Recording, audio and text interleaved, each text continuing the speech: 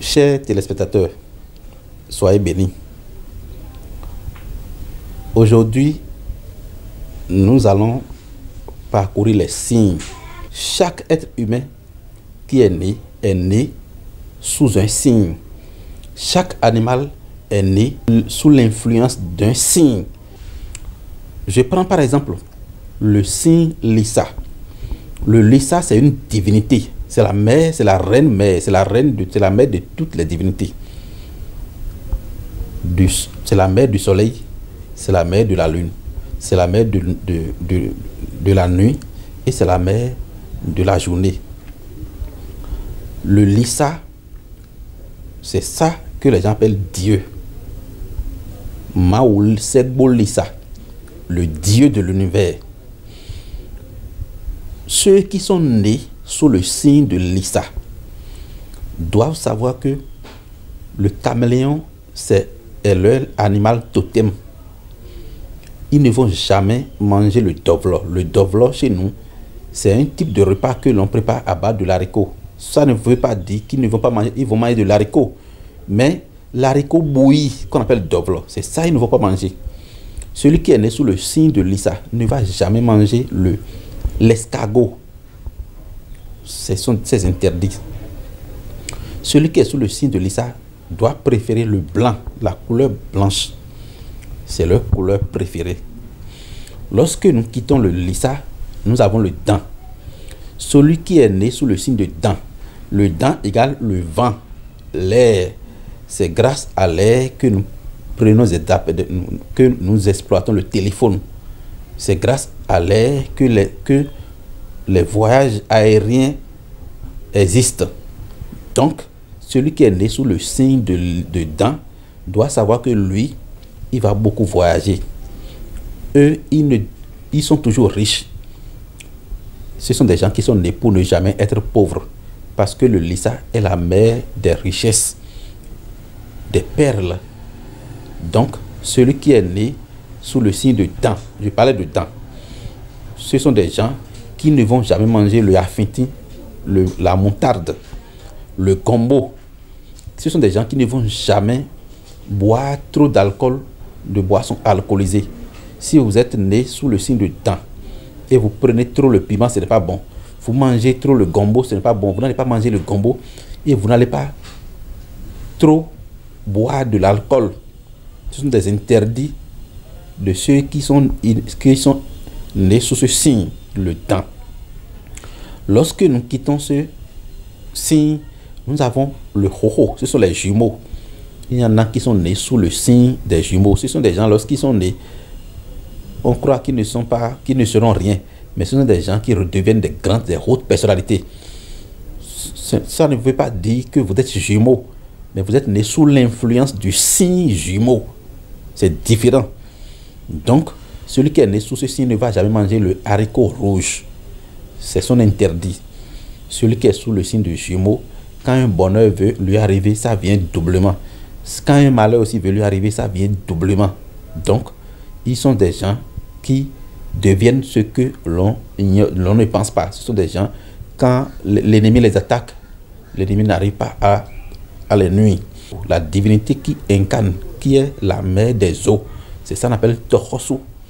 Tohosu.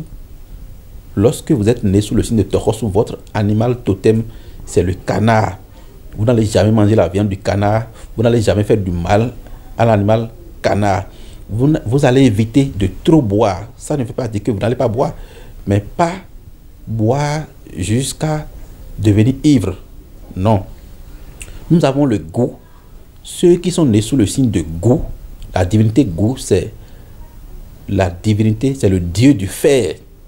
C'est le dieu du fer, dieu des forgerons, dieu des chasseurs. Celui qui est né sous ce signe doit éviter la colère.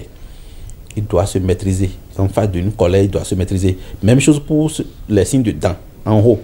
Donc, celui qui est sous le signe de goût, de la divinité goût, c'est par cette divinité-là que l'or est venu dans ce monde. C'est la divinité au goût qui est la mère de l'or. Donc, vous connaissez déjà ce que je suis en train de dire. Si vous êtes sous ce signe, l'or, c'est pour vous. vous n'allez jamais être pauvre. Quand il y a blocage, c'est le Dieu du fer qui ouvre. Coupe là, c'est un outil de Dieu de fer. Le fusil, Dieu de fer. Les machines Caterpillar qui tracent les routes, c'est Dieu de fer. L'avion, c'est Dieu de fer. Donc, tout ce qui a trait à la chasse, tout ce qui a trait au fer, c'est Dieu de fer. C'est avec la roue, on fait le champ. C'est avec les machines, on fait les champs. Pour creuser le puits, c'est avec la machine, c'est avec les outils. Donc, le Dieu de fer, c'est un Dieu important dans tout. Vous voyez. Donc, il y en a qui sont nés de ce signe-là. Il y en a qui sont incarnés par le Dieu Rebioso, le Dieu de la justice. Celui qui est incarné par ce signe peut faire le travail de la justice, peut faire le travail des forces armées. Vous voyez, c'est le Dieu de Rebioso qui est la mère de tout ce qui est justice. C'est un Dieu juste, c'est un Dieu qui vient pour frapper, pour rendre la justice. Donc, si vous êtes sous ce signe, vous devez maîtriser votre colère. Vous n'allez jamais manger la viande du bélier. Jamais. La viande du bélier est interdite. Vous n'allez jamais manger le coq blanc. Vous n'allez jamais utiliser le rouge. Tout ce qui est rouge, il faut éviter. Et il est conseillé aussi de ne pas trop manger les repas pimentés.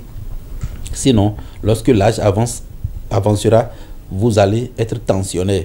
Vous devez maîtriser votre colère. Donc, ceux qui sont sous le signe de Rebioso, c'est un peu ça. Lorsque je reviens encore en arrière, j'ai parlé de goût. Ceux qui sont incarnés par le dieu goût doivent savoir que leur animal totem, c'est le chien.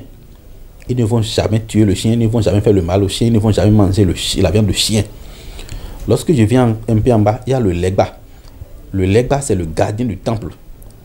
C'est une divinité. Ceux qui sont sous ce signe-là, s'ils ne font pas des rituels, ils souffrent souvent de la faiblesse sexuelle. Ce sont des gens qui ne vont jamais manger le vie. Le vie. C'est un type de cola que nous on appelle vie, enfant, chez nous. On ne va jamais les frapper s'ils sont encore enfants avec de balai. Si vous avez un enfant qui est sous le signe de Legba, vous n'allez jamais le frapper avec de balai. Ce n'est pas bon pour sa vie. Celui qui est sous le signe de Legba ne va jamais utiliser le tchocho. L'huile tchocho qu'on fait à base du palmier. Donc celui qui est sous le signe de Legba doit faire ces choses doucement. Il ne va pas être pressé dans ses décisions. Non. Il y en a qui sont nés sous le signe de Minona. Si une femme est née sous le signe de Minona, aucun homme ne doit tenir de rapport sexuel avec elle pendant la journée. L'homme là va détruire sa vie.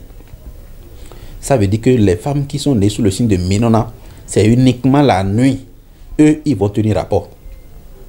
Aujourd'hui, maintenant, il y a le phénomène et tous les hommes lapent la partie intime des femmes. Si vous lapez la partie intime d'une femme qui est incarnée par le Minona, vous êtes détruit à jamais. Le Minona, la femme qui est née sous le signe de Minona, c'est une femme qui ne doit jamais se laisser sa partie intime voir, même pas pour ses propres enfants. Ses propres enfants ne doivent pas voir son sexe. Sinon, lorsque les enfants sont en train de voir son sexe, les enfants sont maudits.